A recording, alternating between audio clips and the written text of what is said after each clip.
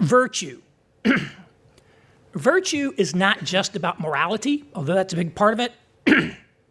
It's about developing your potentialities and becoming the man you want to become, right? To live out your identity, to fulfill your mission.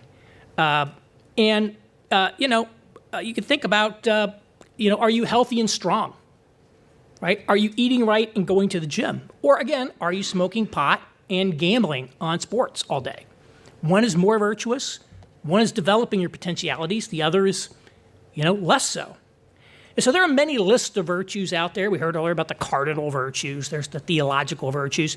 But since I mentioned these online men's influencers, I want to mention the tactical virtues, which were promoted by a guy by the name of Jack Donovan, who wrote a very, very widely read book called The Way of Men. Now, Donovan's a colorful character, to say the least. He's a former priest in the Church of Satan. He was a former member of the alt-right, so I would not necessarily recommend this guy, but his stuff is very influential. And he talks about what he calls the 4 tactical virtues, which are strength, courage, mastery, and honor, which I think are all good things in their proper place and, in essence, quintessentially masculine virtues. And one reason I wanted to mention Donovan is because Donovan has an answer to a question that I have never seen a pastor or religious figure or traditional authority figure be able to answer. So if I say strength is a masculine virtue, if I say courage is a masculine virtue, what's the first thing that's going to happen? The women in here are going to say, wait a minute. You're telling me women can't be strong? You're telling me women can't be courageous? And so, some pastor hears that and like, yeah, I guess you're right. So we can't say that's a masculine virtue. And that's how masculinity gets defined in essentially 2 ways. Once they chip away everything from the traditional definition of what it meant to be a man, you're only left with a couple things. Men are uniquely toxic in all these ways, and men are obligated to sacrifice themselves and serve other people. That's basically all that's left of manhood. Now, Donovan has an interesting response to this. And he says, look, yeah, of course, courage, women can be courageous. Of course they can.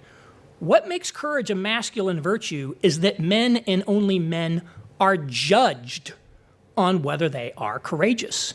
So if a man is put into a situation like facing battle where he is expected to display courage and instead he runs away, he's a coward, he's going to be called a coward. He's going to be said to be deficient in his manhood. He failed the test of what it means to be a man. He was put in the test and he failed it.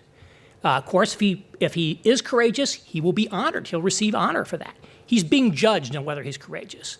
Whereas if a woman displays courage, people will recognize that and they'll say, yes, she was very courageous. That's wonderful. She should be honored for that.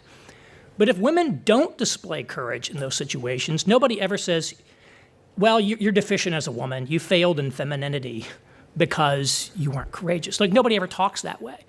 It's men are judged. That's one of the criteria by which men are judged is courage. Now, women are judged too. They're judged on separate characteristics. And you might say that's unfair. And it may even be possible through tremendous amounts of societal reconstruction to sort of eliminate that. But right now, realistically, men and women are sort of judged on separate things. And so, again, the fact that he has an answer to that question, I think, helps explain some of the appeal that he has. And so I do think strength, courage, mastery, honor, I think those are things to think about.